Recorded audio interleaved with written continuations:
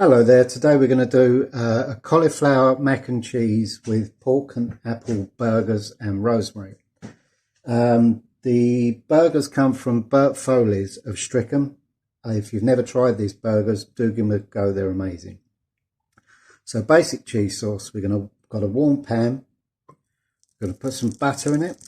There's about 2 ounces or let's say 50 grams of butter. And then in addition to just making the normal white sauce that you make, or cheese sauce, we're going to put in a couple of chopped onions, a goodly amount of fresh rosemary from the garden. You can use dried, obviously. You could use mixed herbs, but I find rosemary really brings out the cheese and the pork. So we're going to really fry those down, get rid of all the moisture, and make sure that it's a nice smell. Okay, the onions are translucent now, the nasty smell's gone. So we're going to add the flour. Now, when you make a roux, it's basically the same amount of flour as butter. So I've done 2 tablespoons of flour, which is about 50 grams. And we're going to mix that in, and then this needs to cook out thoroughly for at least 3 or 4 minutes. Otherwise you'll have that nasty sort of flour feel in your mouth when you eat it. So let's let that cook out a bit now. Okay, that's been cooking for about 4 or 5 minutes now. You can see it's turned slightly sandy in colour and texture. It's what we call a blonde roux.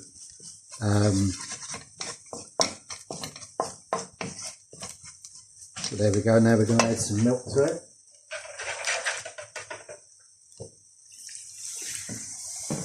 You can either add it all at once or a little at a time, it's up to you.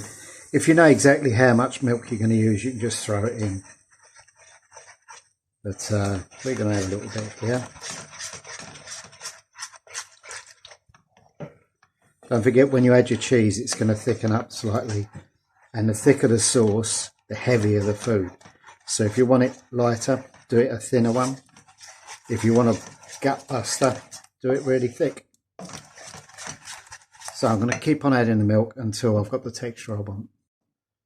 Okay, I've got this the thickness I want it. I want it fairly light, so you can see it's fairly light sauce. Now to that we're going to add about a teaspoon of mustard. We're going to add I'm going to put some sriracha chili sauce in. You don't have to, but I like my food a little spicy. We're going to put in about a teaspoon or so of Worcestershire sauce. That's probably about 2 teaspoons there. Some salt. Don't forget cheese is salty, so don't put too much salt in. When you boil your cauliflower and your pasta, don't forget to put salt in that water as well. So we're going in there. I'll add some nice black pepper as well. Right, there's not enough heat with the chilli and the mustard. Huh? There we go. Now, here's the cheese going in. I'm going to put some of this.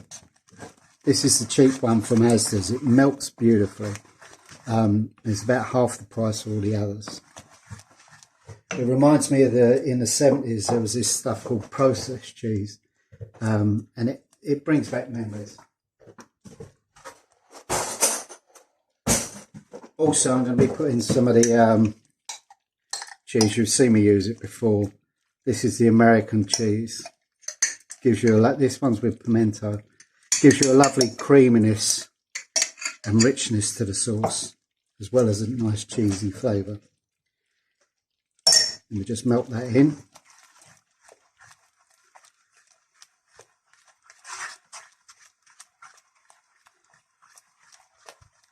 There we go.